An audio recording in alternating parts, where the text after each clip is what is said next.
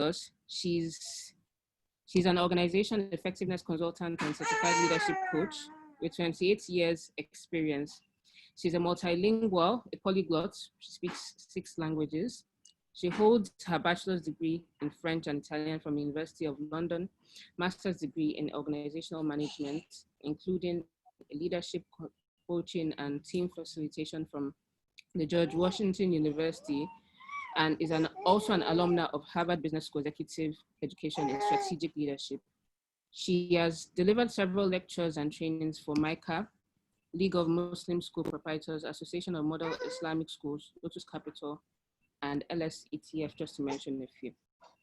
Her consulting relies on 2 main methodologies: accelerated learning, which trains adults in ways that they enjoy learning, and neuro-linguistic programming, NLP, the science of observing and modeling the best practices of successful people and organizations.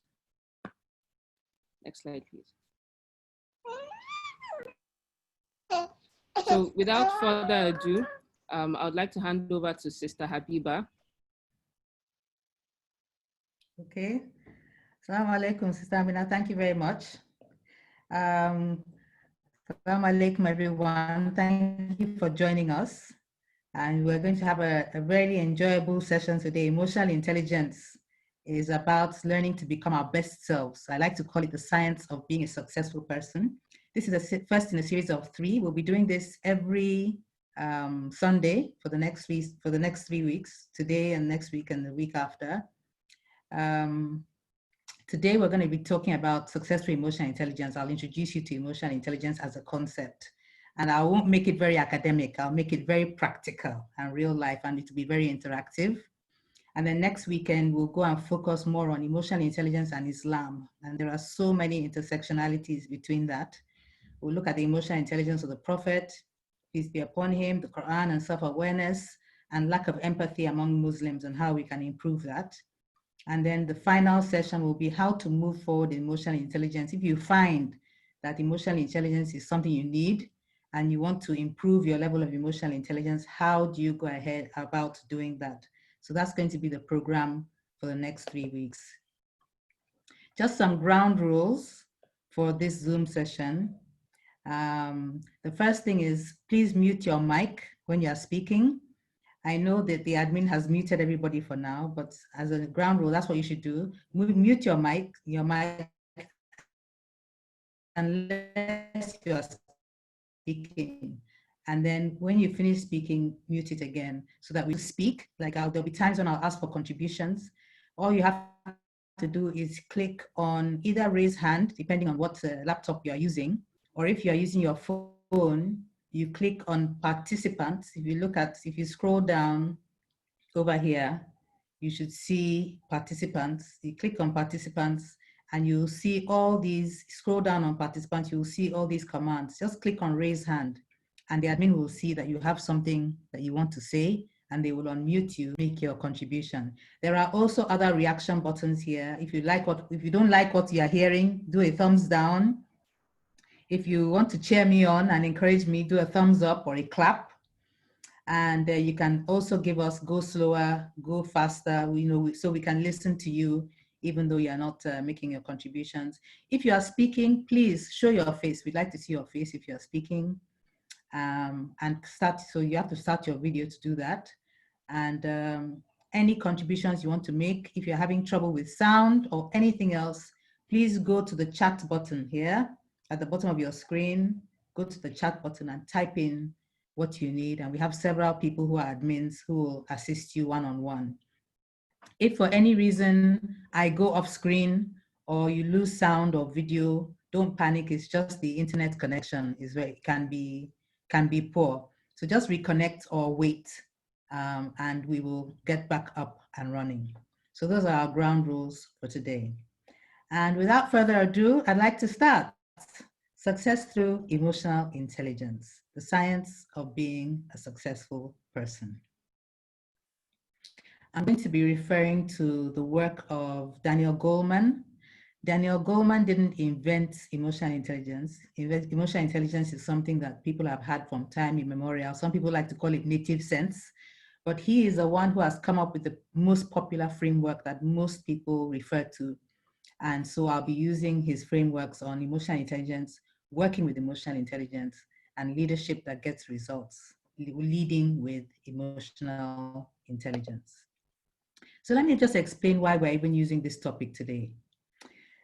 What we've discovered from research is, I don't know if you remember, there are certain of us, certain people who always came first, second, and third in school, in primary school, in secondary school, in university, for those of you who went to university. And when you go out in life and you look back for those people, you look around and where do you see them? You don't see them at heading organizations. You don't see them very financially successful. You don't see them very with high reputations, regarded as people of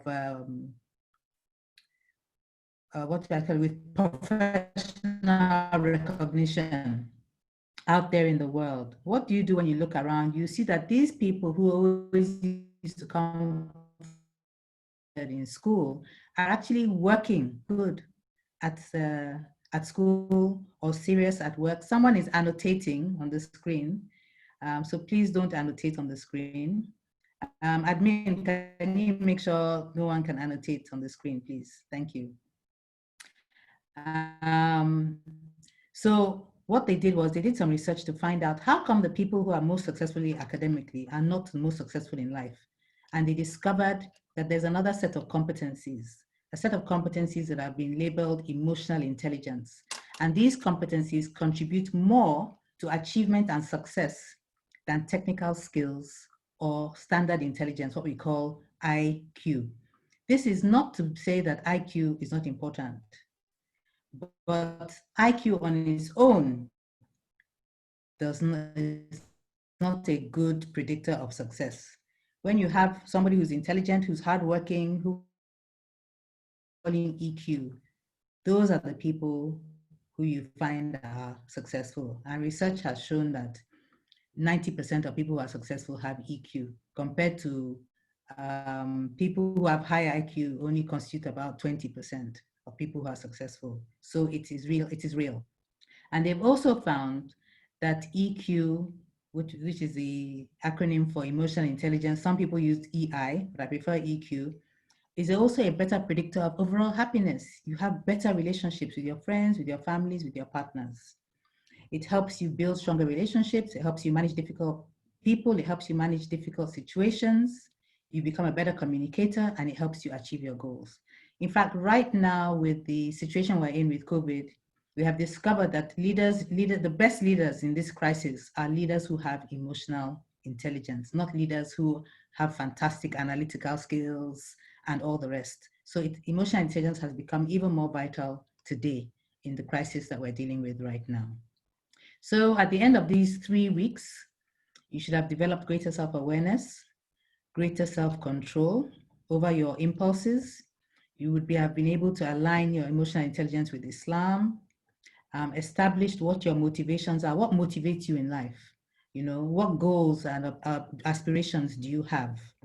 You will also have identified your own emotional strengths and areas for development, and learned how to respond to difficult people or difficult situations or people who are very different from you, and how to understand their feelings and their perspectives. So those are our learning objectives for these 3 weeks. I would encourage everyone to please have a pen and pad with them to take notes. Take notes as we're going along. If you have any questions or contributions, you can put them in the chat, or you can ask me in our Q&A session at the end. All right, so this is our course outline. We're going to start by finding out who's in the room, some intercultural introductions, and then I'll go straight into introduction to emotional intelligence and its benefits. Next week, I'll take you through emotional intelligence and Islam, and the week after, I'll take you into moving forward with emotional intelligence. So this is what I'd like you to do. I'd like everyone to click on the chat box. So if the chat box does not appear in your menu automatically, there are 3 extra buttons that have more next to them. You can click on those 3 extra buttons and your chat box should appear. Just open the chat box and please type in, just greet. I've already greeted everybody, but let me do it again. I'm typing in the chat box now. And please direct it to everyone, okay? Direct your chat to everybody. So please greet everyone. Say your name.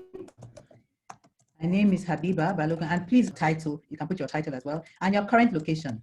So I'm speaking to you from Lagos.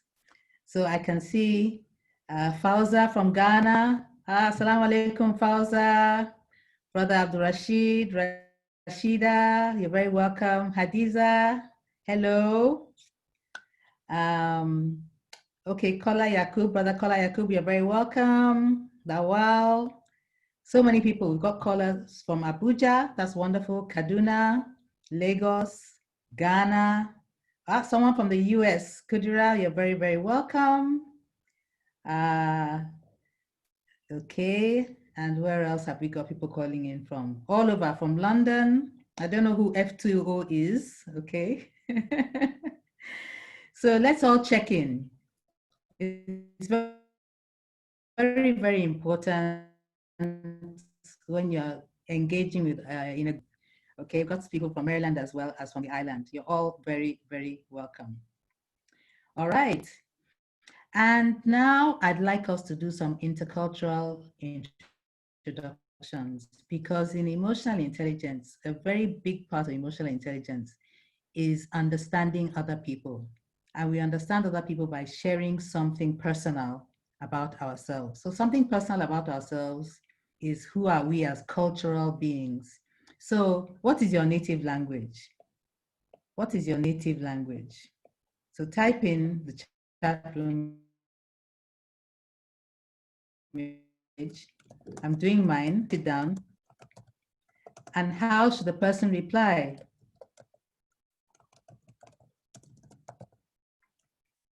Okay. So I've done mine. I can see, he said, somebody said, okay, mine is Igbira Wadahi, that's how are you? And you reply Madahi. Amina, please help me here. I can see somebody said Yoruba. He said a castle. Okay. Bawoni Alafia, okay. Any others? Etuno Avudashi, what's this? Etuno, I don't know which language that is. Where is Etuno from? Avidashi, okay. Any other languages? We've had Ibira, we've had Yoruba, we've had Arabic. Mandinka, Sumole, and response, Ebeje, Sumole. Nexus, Sumole to you. Sadia, Asiko to you. Aku Asiko to you.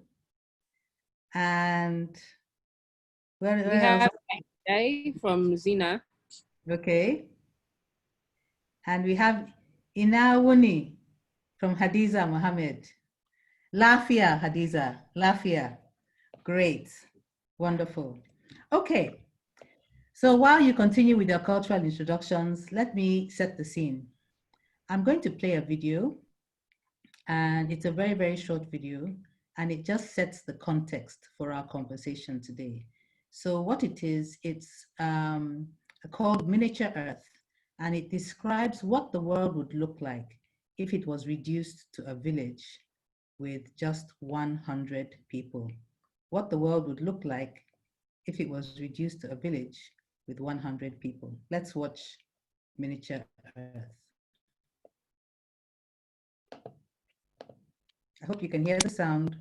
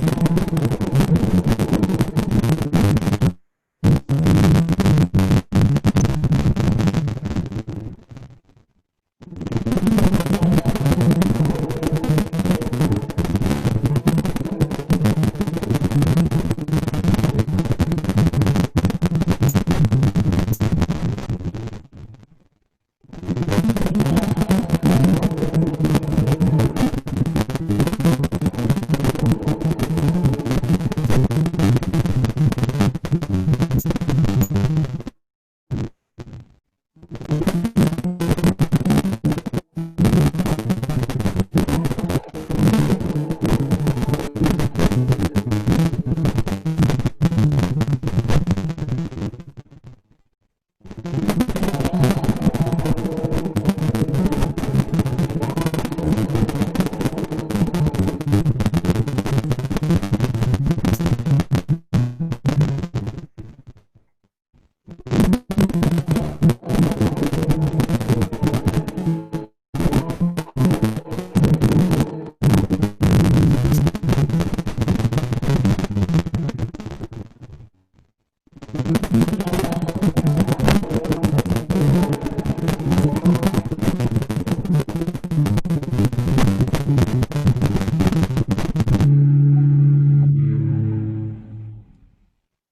think there's something wrong with the Okay.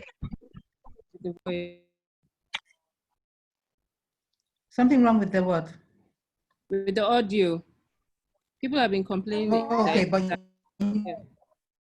oh, okay, but you could okay.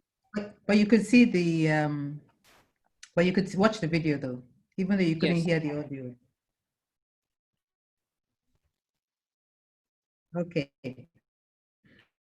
All you to do is please raise your hand now, like some contributions about the video. What struck you the most about the video? Please raise your hand if you would like to respond to that question. What struck you the most about the video?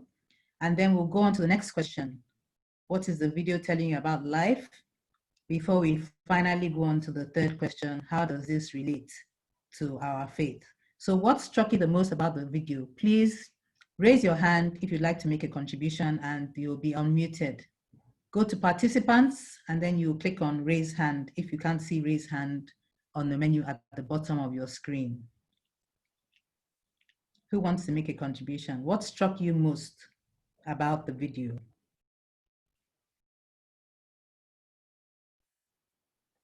Amina, how about you? What struck you most about the video? I wasn't shocked per se, but it's just a another eye opener that there are people who are doing who don't have as much as we do, but by Allah's mercy, they're still alive and Yes. hopeful. Okay. All right. Abdul Rashid, how about you? What struck you most about the video? Assalamu alaikum. The diverse nature of humanity. You have Muslims, you have non-Muslims. So the world is made of different people in different categories. Okay. How many of you were struck by the fact that only 8 people out of the 100 people have access to the internet? Think about the world, the way the world is now with the COVID, remote working, and so on. If only 8% of the world has access to the internet, what's the implication of that for participation, safe participation in the economic life of the world? And then, how many of you noticed when they said, if you have a bed to sleep in, if you keep your food in a fridge, if you keep your clothes in a wardrobe, if you have a roof over your head, you are richer than 75% of the population? How many of you were aware of that?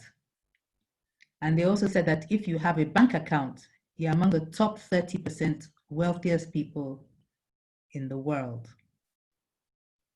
What is all of that telling you about life? Let's have some contributions. Raise your hand if you want to respond to what is the video telling you about life, or what you took away from the video. What is it telling you about life?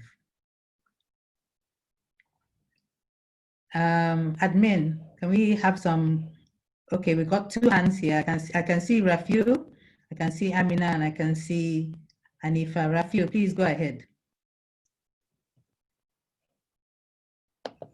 Assalamu alaikum. Wa alaikum salam. I think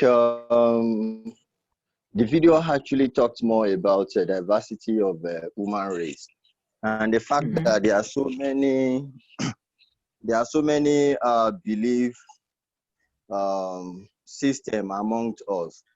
Yes. Also, the fact that some people are actually hungry, it's very, very touching in the video, in spite of the fact that we have huge amount of money that is being spent on the military and all of that. It shows that we're not paying Yes. somehow attention to the needs in the society, which is very, very daring. Absolutely. Imagine we have um, 20 people among 100 that are controlling the 75% of the resources of the society. It's very, very Absolutely. mind-blowing, which we all need to take care of and see how we can have a better distribution of wealth amongst us. I think that's my contribution. Thank you. Thank you. Thank you. Can we hear from Amina, please? Amina Babari? Okay, salam alaikum. Can you please unmute her? Okay. Salam alaikum. Alaikum salam.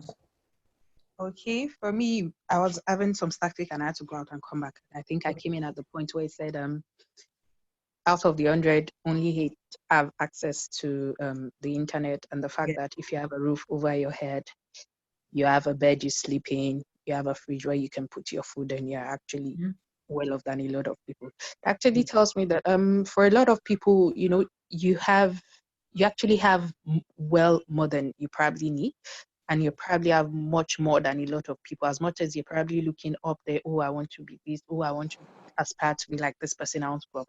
It means there are a whole lot of people who are actually way, way, way, way, way below you and who can only probably hope, wish, or like a distant dream to like aspire to actually have what you have. The fact that you have a roof over your head is actually a lot, and there are actually a whole lot of people who actually don't have that. And that to me is like it brings home the fact that okay, maybe sometimes we just need to like, while we want more, we should actually be grateful for what we have. We shouldn't like disregard what we have in our bid to like get more. I think that was it for me. So while we want more, we should still be grateful, We very should not, grateful for what we have. yes, we Thank should you be very, very grateful and not disregard what we actually have. We shouldn't discount it. Thank you. Thank you. Okay, and Anifa, do you want to take the final question? How does this relate to what we are told in our faith? Okay. Assalamu alaikum. Walaikum salam. Okay, great. So from the video, what I can see from the video is that there are so many, or there's so much inequality in the world, and it actually takes us to like we actually need to reflect on what we have. So for instance, different forms of inequalities. For instance, the fact that we have 8 people out of the 100 having access to the internet already shows that already we have a digital divide. There's also high rate of poverty, then also access to basic human needs. So like my sister said about counting blessings, yes, for some of us, we have so much more than a good number of the world, like 3/4 of the world, and that should make us grateful. Then to the question about how does this relate to our faith, we have to be more sensitive to people. We have to be more sensitive to the needs of people around us, and being sensitive, part of it will be redistribution of wealth, you know, taking care of the needy, and just like the fact that we don't live in this world in isolation. So let us see the needs of other people, and let's see where we can come in to make other people's lives maybe easier or much more better, and also try as much as possible. If we have something that we can give to make the world a better place, then it's a good one for us. Yeah, so this, according to our faith, encourages us to be more sensitive, and also for us to give more of our resources to people who need them. Yeah, that's what I think. Thank you so much. Thank you. Excellent contribution. You know, sometimes it says very clearly in the Quran that we were actually created to be diverse. on this earth. And yet people always behave as if they want to only interact with people who are exactly like them, who believe in their own, who see the world the same way that they do. But we've been created, it makes it very clear that we've been created diverse. And you could see from the video exactly how diverse that world is. You could see from the video too that I think almost everybody on this call is privileged. Many of us are going through life, feeling that we're really struggling, life are hard, we have a lot of complaints, we have a lot of things that we're striving for, a lot of things that we're praying for. And it also reminds us, as our sister said, and our brother before her, that we need to be grateful for the blessings, always acknowledge the blessings, be grateful for the blessings while striving to do more. And striving to do more, not just for ourselves, but for the many people who are needy around us. And then do what we can to create more equity in the world, because that is something that's very clear in our faith as well, about equity. How we're all equal under Allah, we're all his children, and how we should look after each other. So, and that's how sometimes the way we've been created as privileged or underprivileged is a test. It's just a test of this earth to see how we're going to behave and to prepare us for the hereafter. So thank you very, very much for our contributions.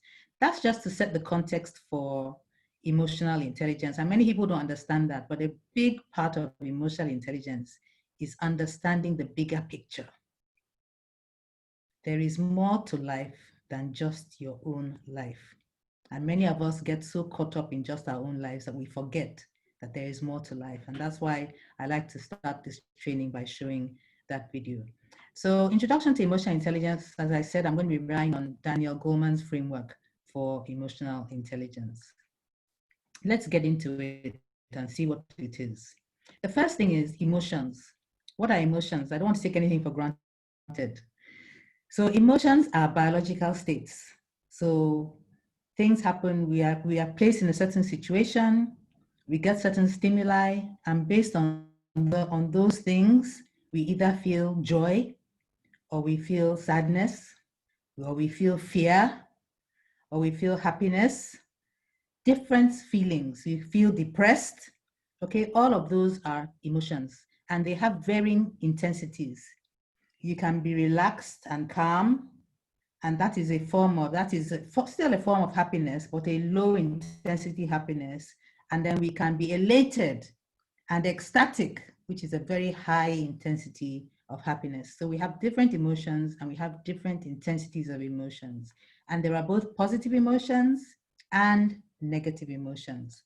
Positive emotions tend to make us feel good. Negative emotions tend to make us feel bad and stressed. So that's what we mean by emotions. And now let's talk about IQ. Many of us take that for granted. IQ, intelligence quotient. Intelligence is that's when they say, how intelligent are you? Intelligence quotient is what we go to school to hone and to try and study hard and do well and get good results, okay? And intelligence quotient is all about being able to analyze, being able to identify patterns, being able to experiment and learn from the experiment and invent new things. It's about the application of knowledge. And it's about using that analysis to adapt, to change, to improve. Okay, so that's what intelligence quotient is. Emotional intelligence, on the other hand, is about recognizing emotions. The first step is recognizing our own emotions. Many people, when you say, what's wrong with you? They say, nothing. They don't even know what they're feeling. The first thing is to recognize your own emotions. What are you feeling? What are you reacting to? What are your own triggers? What are your own stimuli? It's in recognizing the emotions in other people. It's recognizing and respecting different cultures, different motivations, different values, so that you can build productive relationships. And it's about harnessing the wisdom that comes from those emotions to solve problems. And I'm going to explain this a bit more as we go forward. So IQ, standard intelligence, basically is what we're taught in school, what we're sent to school to learn, to hone. And emotional intelligence is more about our, what they call it, our life in feelings, what we experience as we're going through life, what we experience and what other people we're going through life with also experience. Now we're going to do a little teaser. And we're going to put up a tool on the screen in a minute. So imagine this situation, okay? You are in a meeting and somebody is making a presentation at that meeting, and you say, that presentation is your work. It's something that you put together by yourself. You did everything. Nobody else added anything to what was presented. It is your work. What do? You see somebody else present it as if it is their own work. They take the credit for the work that you have done. What do? Do you do A? And I want everybody to choose one of the things that they will do. Do you do A? Do you immediately confront the person? Excuse me, that's my work that you are presenting there. And what's going on? You know, I didn't know you are going to present my work. Is that what you are going to do? Or are you going to do B? You wait until after the meeting and you go to the colleague and say, excuse me, you know, number one, you didn't tell me you're going to use my work, but if you want, I don't have a problem with that. But if you're going to use my work, at least you give me credit. You say this work was put together by, you know, my name and so on, or at least acknowledge me. I was even in the room. Do you wait until after the meeting and talk to your colleague like that so that next time they won't do the same thing? Do you do C? That means you don't do anything. No, I won't do anything. Why? It's not good to embarrass people in public. God knows who did the work. Okay, so you are not going to do anything at all. Or are you going to do D? That after the colleague has finished making the presentation, you get up and you say, oh, thank you, sir, or thank you, my colleague, for, you know, making a fantastic presentation of my work. You know, when I put it together, it took me 3 weeks to do all that research, and I thought it was very important that we focus on this aspect and so on and so forth. You did a very, very good job. Thank you very much. By the time you've spoken like that, everybody knows that you're the one who did the work, even though somebody else is presenting the work. So everyone, which one will you do? Will you choose A, B, C, or D? Quadri, is the poll ready, or should I ask them to use the chat? They can use the chat. They can use the chat. Okay, so please, everyone, use the chat and put your answers. What are you going to do? Are you going to do A, B, C, or D? Amina, will you please help me compile? Let's see how many A's, B's, C's, and D's we have. Okay, I can see a lot of B's coming in. I can see a few D's. Okay, I'd like one person who put A to raise their hand, and we'll unmute you so you can make your contribution. One person who chose B, one person who chose C, and one person who chose D. What we want to know is, why have you chosen that response? Why have you chosen that response? Okay, and can I have some different people from who spoke before? So someone who chose A, please tell us why you chose A. Who have I got here who chose A? Habib Shopeju. Habib, where are you? Can you please, admin, please unmute Habib so that he can tell us why he chose A. And then I can see some hands.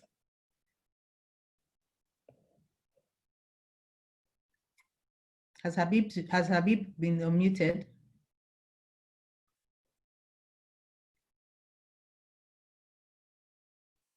Yeah, where's Habib?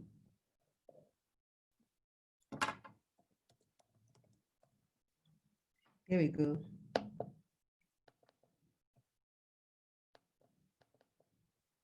Admin, can you please, okay, Habib, please go ahead. Tell us why you chose A. Okay, I chose A because I put in a lot of effort into that.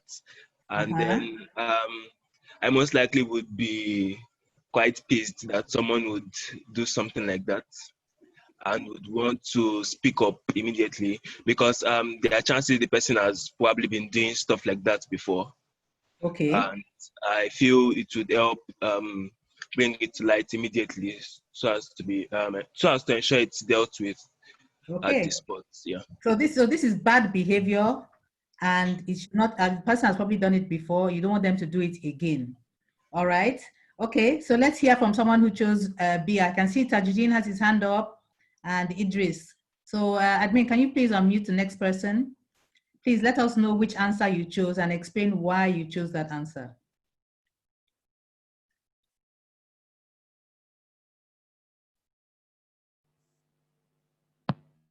Idris. Okay. Hello. Okay, Idris, salam alaikum. Alaikum assalam. Okay, so which answer did you choose? I chose C. Okay. And the reason is that's to do nothing. To do nothing, yes, right? yes. Okay. Yeah, the Okay, go reason ahead. is the fact that I invested quite a number of efforts in a particular task, and number one, probably I was unable to do the presentation, and somebody see it worthy of presenting. For me, Okay. it's a win-win thing, because if I found my efforts worthy, that's why I felt okay, fine, let me present it, and to me it's a win-win actually. But remember, he didn't give you credit. He just presented your work. He hasn't given you any credit to that. It's Idris who did the work. Yeah, even if he doesn't give me credit, okay, but it's still okay. Okay, great. All right.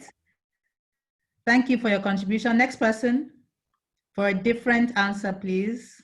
Admin, can you unmute everyone who has their hand up so we can hear somebody who answered either B or D? Paula answered B. Paula, okay. You can now. Paula, go ahead. He's still muted. Hello. Hello, Paula. Okay, then we can have. Please just unmute. Yeah. Pausa, go ahead, please.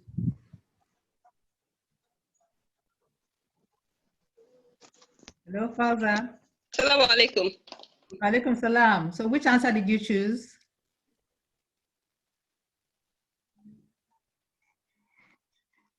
I chose D.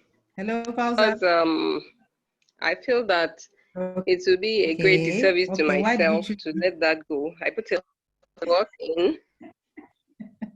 Okay. And I think it will be a service to myself, to my work. I value my work. So I'll own up and say, but I won't do it directly. I won't challenge him directly as in A. Okay. I will, I will stylishly. Okay. Okay, so D is a way of stylishly of doing A. So confronting the person without it being a confrontation, basically. Okay, so letting everybody know without it becoming a fight. All right, so that's D. Yes, Thank you, Fauza. And with somebody from B, nobody has told me about B yet. Okay, someone who answered B. Who said they will answer B? Paula, do you still want to speak? You can unmute. He chose B. Yeah, okay.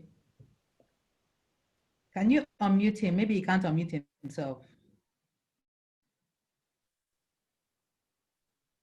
Okay, caller, you are unmuted. Please go ahead.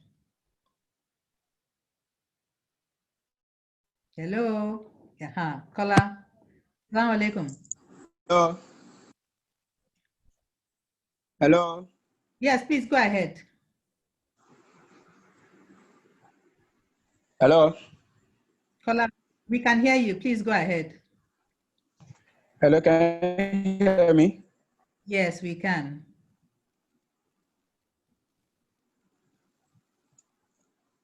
Okay. Did anyone else choose B? Can we unmute others? Because the caller seems to be having some network issues.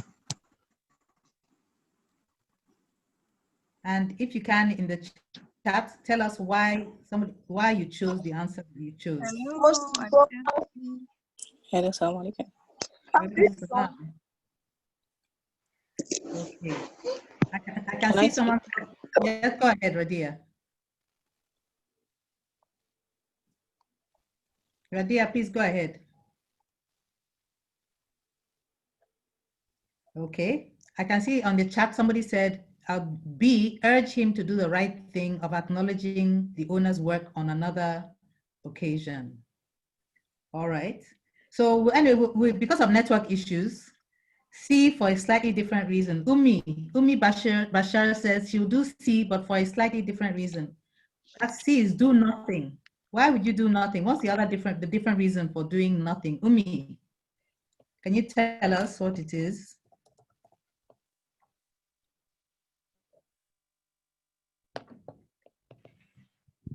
Umi, go ahead, you're unmuted. Salam alaikum.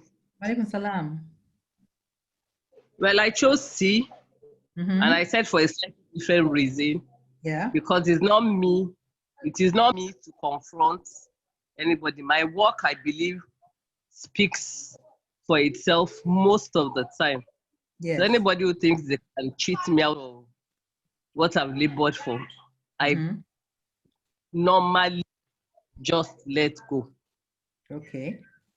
So it's not necessary not to embarrass the person in public and whatever. No.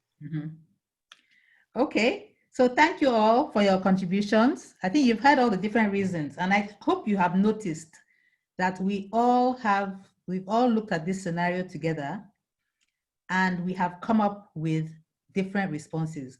Very few people came up with A. A lot of people chose D. A lot of people chose C, and quite a few people chose D. Okay, but all four options were pursued. So I'm not going to tell you which option is the correct one. I want you to decide for yourself when we've finished this session. So let's continue the session, and then you'll tell me which response was the best at the end. All right, so what is emotional intelligence? It's using emotions to think and enhance your reasoning. We've been trained in school to use our brains to think and enhance our reasoning. Emotional intelligence is teaching us to also use our emotions to think and enhance our reasoning. It's the capacity of being aware of and in control of and able to express one's emotions and to handle interpersonal relationships judiciously and empathetically. And the framework that was developed by Daniel Goleman has 5 emotional intelligence competencies: self-awareness, awareness of your own emotions. People who have high self-awareness don't lie to themselves. They know who they are. They know what they are good at. They know what they are bad at. Whoever is annotating should please stop annotating on the screen. They know what they're good at. They know what they're bad at. And they know their strengths. They know their weaknesses. They know their motivations. They know their triggers. They know themselves very well. They know how they are feeling in any given moment. The second competence is self-regulation, which I like to call self-control. It's about being in control of your emotions. I'm sure most of us know some people who, when they are angry, nobody can talk to them. I'm angry, I can't talk right now, come back later. Those people, are they in control of their emotions, of the anger, or is the anger in control of them? And then you also have some people who are very, very stingy. They don't like spending money. But when they're in love, they can do anything for the other person. They can even roll on the ground for the other person. Now that person, is that person in control of the love, or is the love in control of that person? And that's what we mean by self-regulation. You can feel anger, you can feel love, you can feel depression, but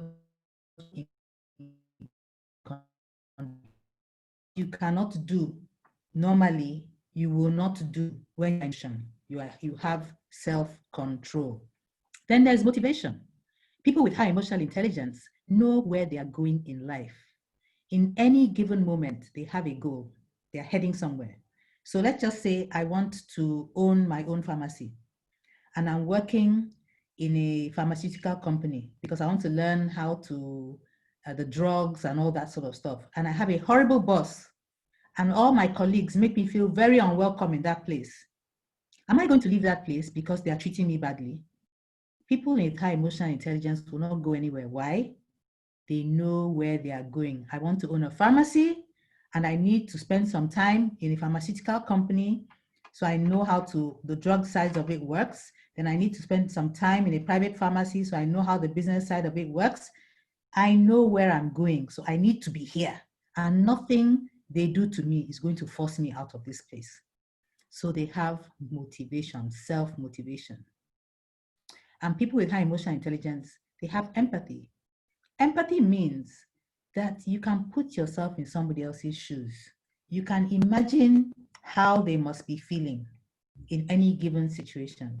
It doesn't mean sympathy. It doesn't mean compassion. It doesn't mean you have to do anything about it, but you can identify how they are feeling and you can relate to how they are feeling. If it's only that say, this thing must be very hard for you, sorry, that ability to empathize. And finally, people with high emotional intelligence have excellent social skills. They can build a good relationship with absolutely anybody. They can be put on a team with their enemy.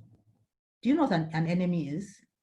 An enemy is somebody who wants bad for you, who wants to see you fail. Somebody with high emotional intelligence can work with their enemy. They can work with anybody. They know how to manage any kind of relationship. So those are the 5 competencies that make up emotional intelligence. Please remember to take notes if you have any questions to ask towards the end. And this just explains those definition of each of those 5 competencies and the sort of attributes and qualities they give you. So with self-awareness, I've spoken extensively about that, but what it does, it raises your self-confidence. When you know yourself very well, you know what you're good at, what you're bad at, you can, and somebody asks you to do something you're good at, you can confidently say, yes, I'll do it. And if somebody asks you to do something that you are bad at, you know that you're bad at that thing. So you'll quickly go and find somebody who's good to do it for you. You won't try and struggle through it by yourself. So all of that gives you a lot of self-confidence. Self-regulation, somebody who's in control of themselves, somebody who can think before they act, is trusted, is reliable. So people want you to be around, they want you to be in their team, they want you to be in their organization. Self-motivation, because you know where you're going, you tend to be optimistic. You tend to be a happier person. You tend to bring passion to your work. They are sort of people that they say, this person is working as if it's their own company because they know where they are going, okay? And they are people who pursue goals. They don't just sit down and wait for life to bless them or to give them a blow. And then with empathy, people with empathy are great salespeople. They're the best salespeople. They are the best customer service people. They're the best friends because they are sensitive to you, to your other reactions. They understand you.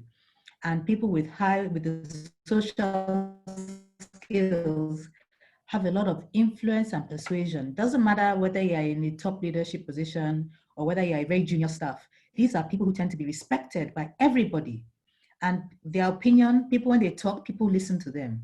They have great persuasive skills. They have influence. They tend to be leaders in change and have a wide network. So you can see, I haven't mentioned book or academics anywhere here. These are the competencies that if you have, will make you a success in life. All right, so why is emotional intelligence important?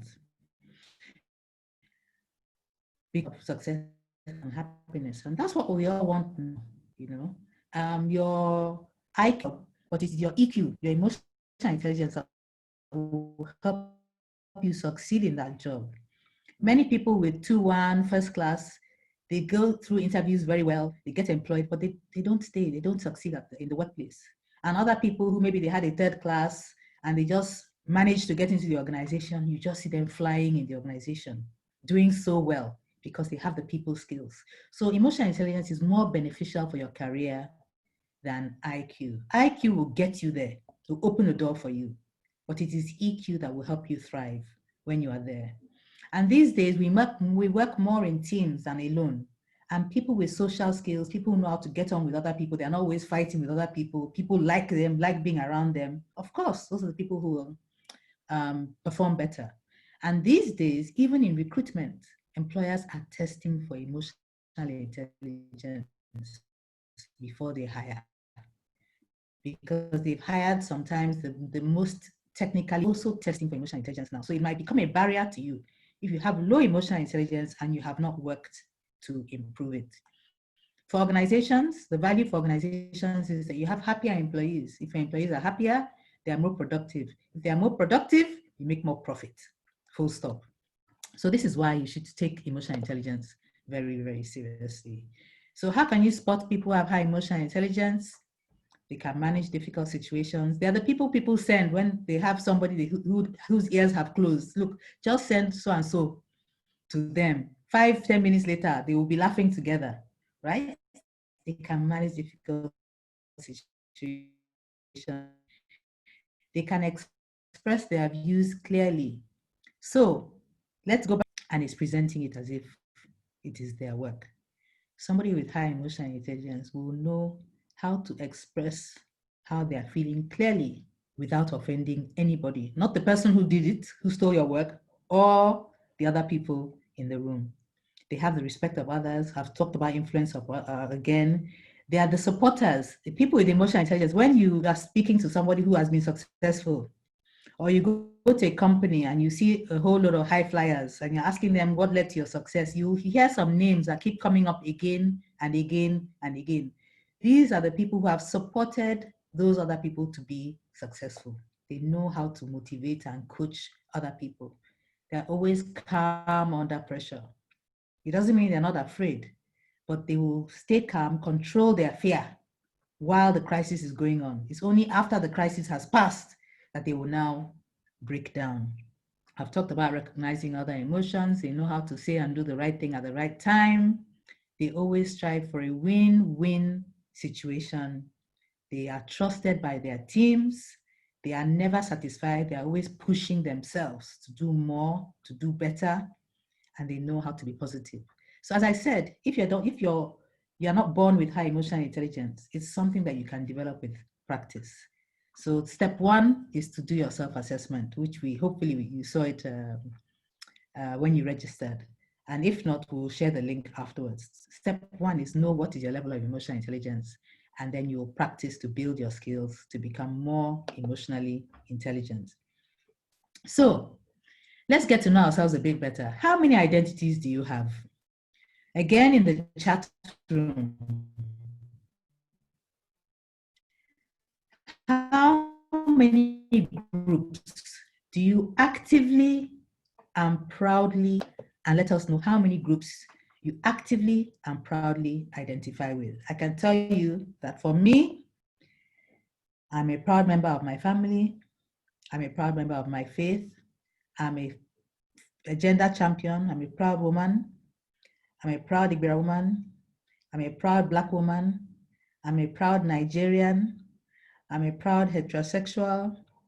I have all my limbs, so I don't take my ability for granted. My health is relatively okay, but I don't think I'll put myself into any health class. Yes, I do associate myself with my school, my old school association. Yes, some of my places I've worked with, I associate with them. I still consider myself an alumni at some of the places I worked with. My profession, yes. I associate myself with my profession. My function, yes. So how many identities do you have? I can say out of the 21 that are here, I think I probably associate myself with 18. That's a lot of identities. How about you? How many identities do you have? A big part of self-awareness, the reason we are doing this is that many people don't realize how complex and diverse their identities are. They see themselves only in one thin slice, as a Yoruba person, or as a Hausa Muslim, or as an Igbo woman, or as a Black, yeah? But looking at this list, you can see that we have so many other identities that influence us, the way we are, the way we think, okay, who we associate with. And it's important for you to become more conscious of all the different identities that you have. And we'll share these slides afterwards so that you can spend some more time interrogating all of this. So we have another poll. Why are you the way you are? What influences the way you think, see the world, and react to situations the most? Is it your family and upbringing and experiences? Is that why you see things the way you see things? Why you take the positions that you take? Why you value what you value? Is it your education and work? Or is it all the influences from news, TV, movies, social media, friends? I want you to choose one. Hajia Gania, please just choose one. You can't choose one and two. Choose one. Is it your family upbringing? Is it your education and work? Or is it the news, TV, movies, and social? And let's be very honest with ourselves. What is it that influences us the most? All of them influence us, but the most, what do you think it is that has made us the way that we are? And I can see most of you are choosing one. Some people have said a combination of three. Someone has said a combination of one and two. But most people are, I think the consensus is number one, our family upbringing and experiences. So I'm going to ask you this question. Is your family upbringing and experiences the same as your neighbors? Is your family upbringing and experiences the same as your colleagues? Is your family upbringing and experiences the same as your children's, if you have children? Is your family upbringing and experiences the same as your parents? Is it the same as some of your siblings? So I can see answers. No, no, no, it's different, it's different, it's different. I want you to keep that thought in mind as we go into our mini lab. I'm going to do an experiment with you now for us to experience emotional intelligence at work. Okay, so this is, I'm trying to depict the human being, the brain especially, okay? There's something called external stimulus. And please, if I'm going too fast, please let me know. External stimulus is anything that happens to us. It can be something somebody says to us, something somebody does to us, something we hear, something we see. That is what is called external stimulus, okay? That external stimulus enters our brains. When it enters our brains do something that's called internal representation. Our brain adds meaning to that external stimulus.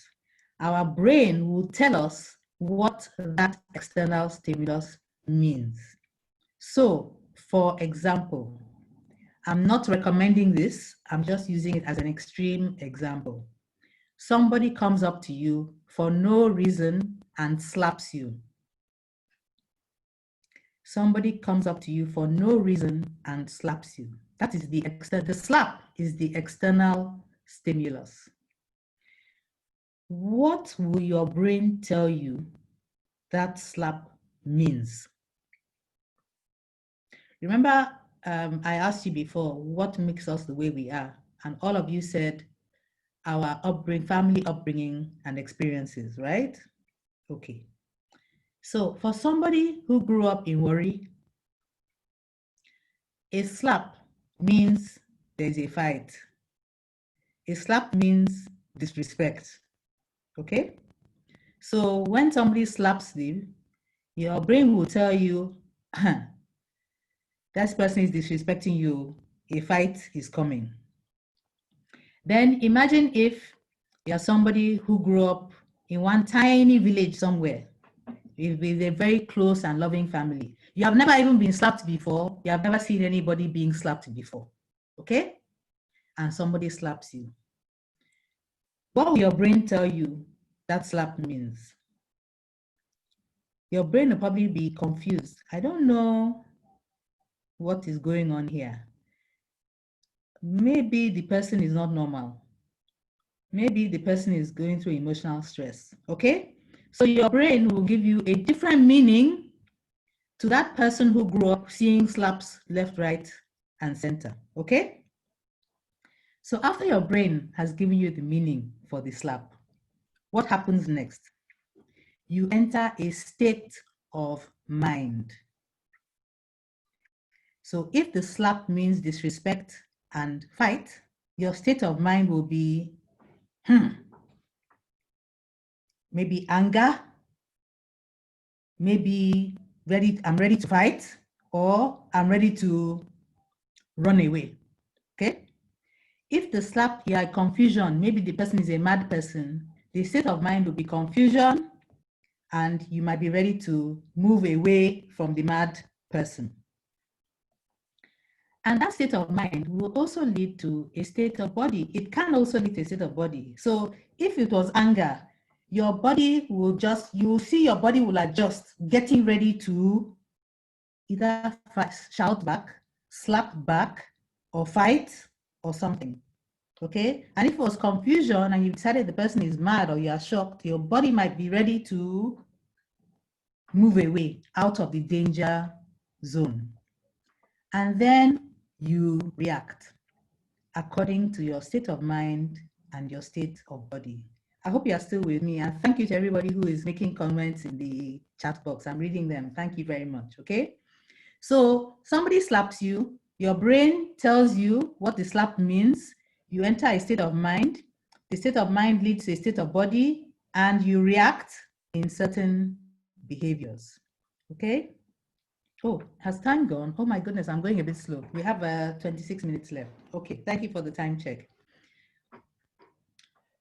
What's your reaction to the slap? So for some people, of course, they will slap the person back. Why are they slapping the person back? Are they slapping the person back because the person slapped them? Or are they slapping the person back because of the meaning their brain gave to the slap? What do you think it is?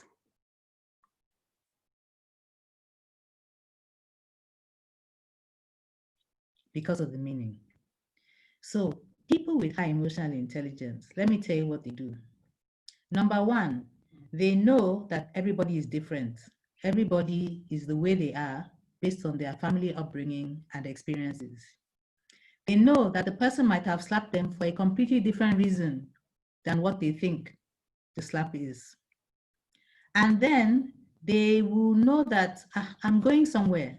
If I slap this person back, it might affect my aspirations and my goals. So they can sometimes, they choose the meaning that they want to give to the slap. They choose, their brain has already given it a meaning. People with high emotional intelligence can even change the meaning. So if somebody I know walks past me and does not greet me, ordinarily I'll be like, so you want to be rude. Okay, my reaction will be, next time I see you, I will not greet you. But if I decide, I need that person for my career progression, if the relationship breaks now, it will not be good for me. I can decide that the meaning I'm going to give is, maybe the person did not see me. Maybe the person was not wearing his or her glasses. Maybe the person's mind was occupied with something, and that's why they didn't notice me. You can choose the meaning that you give to anything that happens to you. And based on the meaning you choose, your reaction will also be different. And that is what people with emotional intelligence do. They block the automatic reaction to a situation. So you slapped me, I'll slap you back. So you didn't greet me, I will not greet you back. They don't do that. They give themselves a minute to stop and think, what meaning do I want to give to this situation? What will be the behavior? What will be the reaction that will help me get to where I'm going in my relationship with this person? So they don't really have automatic reactions.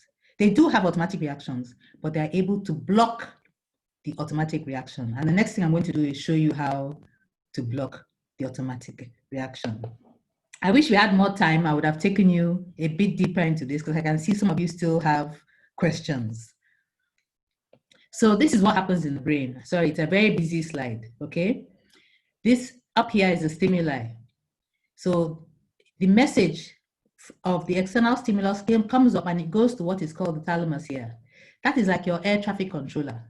And what it does, it sends two messages out. It sends one message to your amygdala, which is your feeling brain, and it sends another message to your frontal cortex, which is your thinking brain.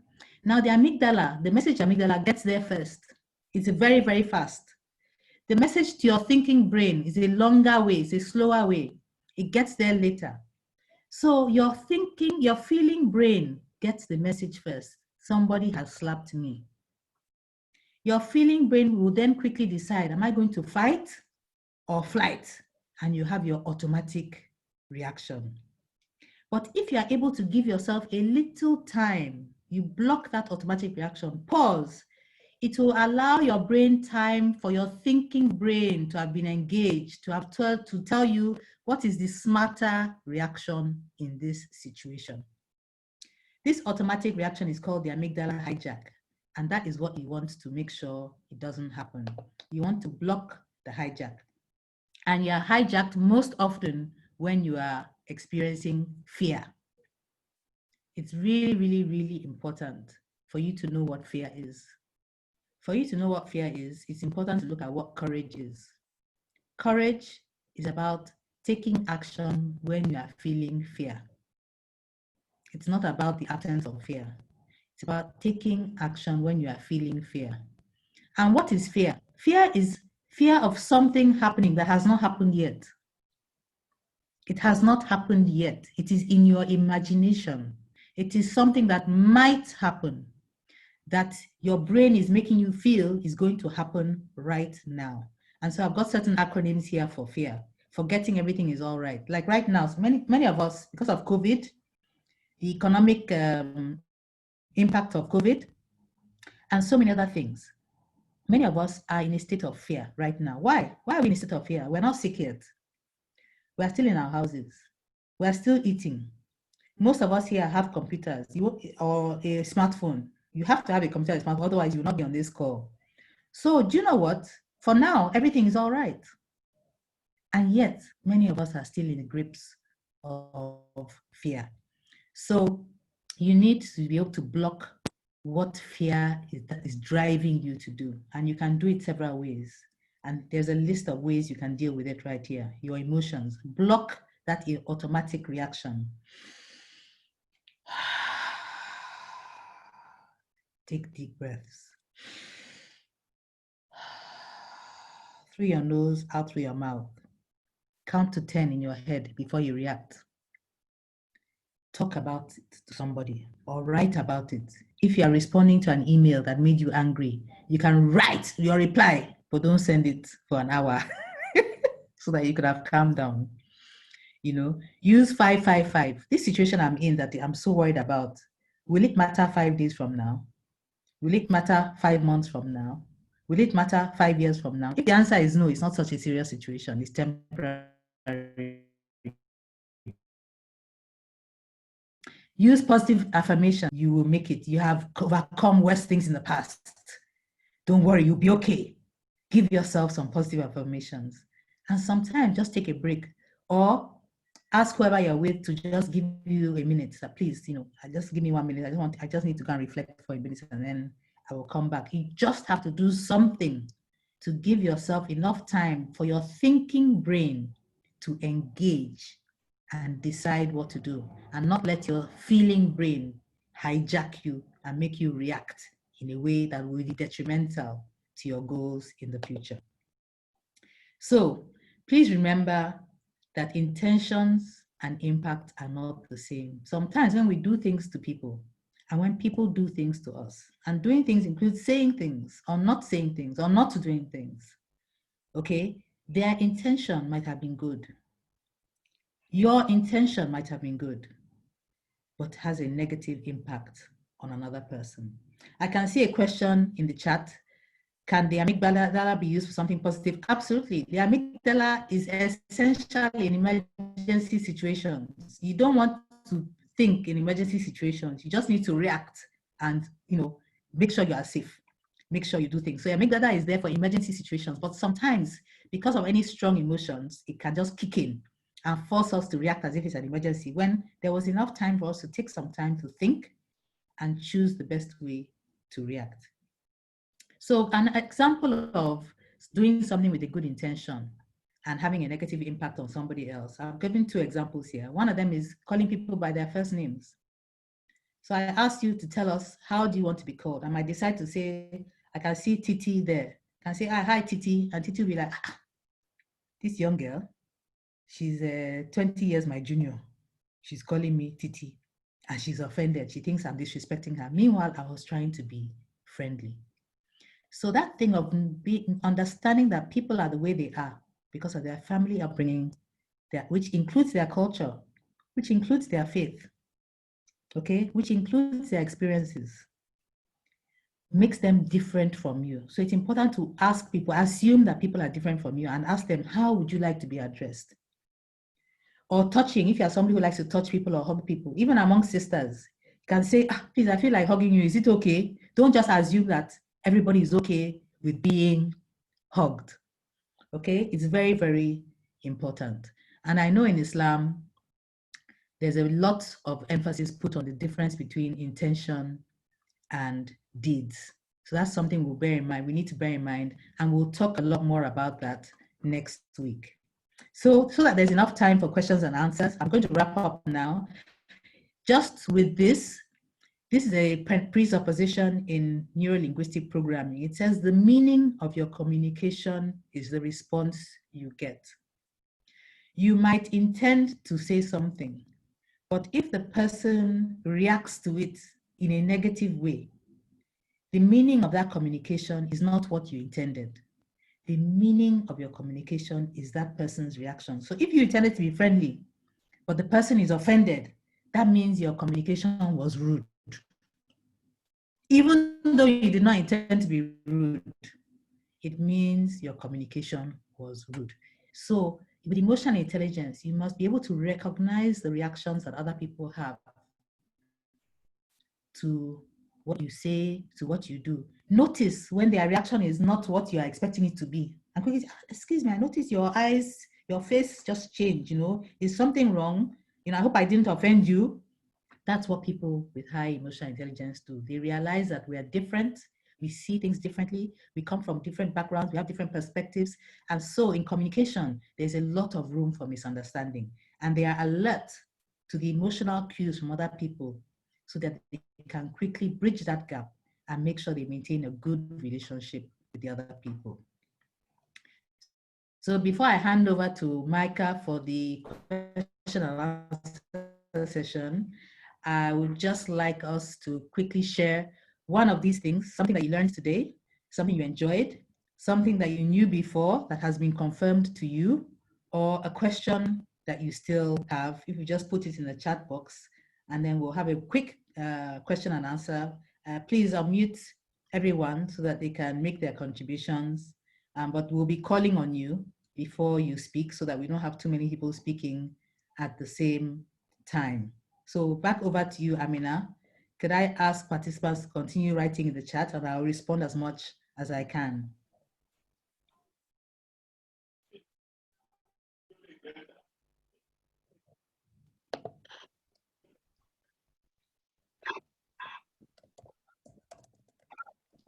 So Amina, over to you.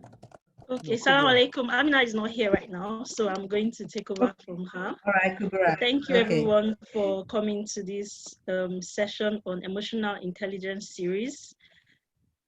So if you have any questions, please leave them in the comment section. But one question, I've been looking out for questions, and one of them says, are people with high emotional intelligence authentic? I'd also like to add to that question personally. Once I had this, I've been told that people with high emotional intelligence can be somewhat manipulative. So we would like a bit of clarification on that. Okay. So what I'll say to that is the fact that you are giving yourself time to think about what is the best reaction to take, I don't think it's manipulative. What you're saying is, do they just react naturally? And if they take some time and think strategically, you're saying that is being, what do you say, not authentic? I disagree, because people with high emotional intelligence have long-standing, deep, trusting relationships. The fact, if you're an untrustworthy person, if you're a manipulative person, that is how you are. That has nothing to do with whether you are somebody who can control, recognize your own emotions, recognize emotions in other people, and be sensitive to other people's emotions. So no, my answer is no. It does not mean that you're manipulative. However, manipulative people, salespeople know how to read other people's emotions very well. They tend to have high emotional intelligence. Absolutely. They know how to read other people's emotions, and that's why they know how to maneuver you, say the right thing and do the right thing to get you to react the way they want. But in the end, people who are not authentic, things don't tend not to work out well for them. So integrity, being trustworthy is very, very important. And that's what works in the final analysis. Okay. Is it possible to be born with high emotional intelligence? And can one develop emotional intelligence over time? Yes, some people are born with high emotional intelligence. You have some illiterate people who are, as I said, sometimes I call it native intelligence. You can be born with it, but it is something that is very easy to learn. Once you realize that, okay, it's not enough to know how to do things technically. I must also know how to engage with other people and have social skills. Then you start making an effort. Why do people will come up to me that people are always misunderstanding me? And then I can talk to them, and then they understand what it is they do and say that makes people misunderstand them. And then they change, they try and adjust, and they have better relationships. That's about developing their emotional intelligence. So yes, you can develop it. You can also be born with it. Okay, I remember when you were giving the this series, you gave a poll. We had a poll about the emotional scenarios A, B, C, and D. Is there any chance that you would sort of enlighten us on what's the best way to react to that situation? Well, you should know the answer by now. Remember, I said everybody is different. So what does it mean? It means it depends on the situation. In certain situations, it's better for you to confront immediately what's going on. Although I wouldn't advise an adversarial confrontation like that. Maybe if it's with a subordinate, okay, look at the situation. In certain situations, it's better to, what they call it, bank a favor. So you wait until after the meeting and go and meet the person. And the person knows that you have done them a favor. You didn't disgrace them. So the next time when you need something from them, they will remember that, okay, this person was kind to me last time, okay? And you let them know, and maybe it wasn't high stakes. But if knowing who did the work could mean you getting your career aspirations, you losing a very big job or something like that, if the stakes are high, it's better for you to do D. Make sure that while you don't embarrass the person, you make sure everybody knows who did the work. And sometimes it's better to do nothing. You have to pick your battles.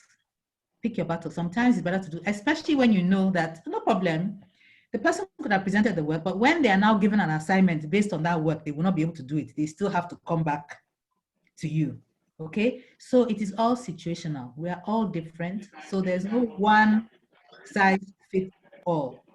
You choose the best reaction for the specific situation and the context that you are in. I prefer D. D is my favorite response. But many people choose C.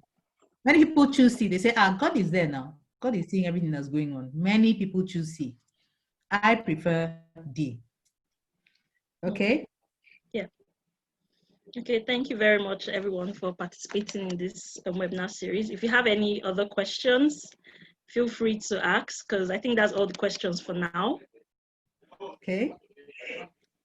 So thank you very much. I know Micah has another, remember we're going to be here next Sunday and the Sunday after that. And Micah has many other programs. And it also has it does a lot of work with underprivileged people as well. So if you want to support Micah, Micah will always welcome your support. And I look forward to seeing you all next week, Sunday. Anything, if they want to direct their questions anywhere, is there any way they can direct the questions? Yes, I'll type an email address, okay, so that they can send their questions there, and we'll collate and share them with you. Okay, great. If you can just put in the email box. And we'll also share the recording with everybody who was on this session as well, so that you can see it again later.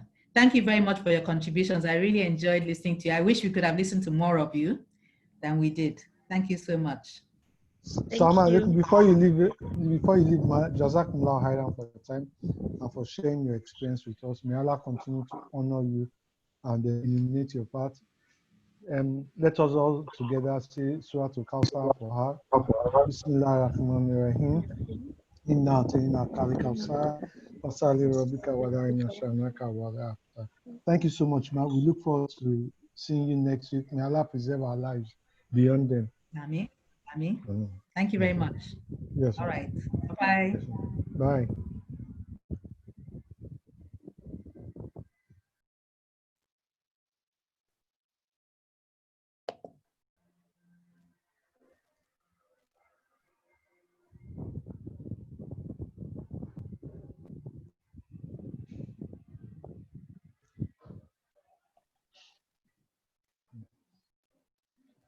Wow.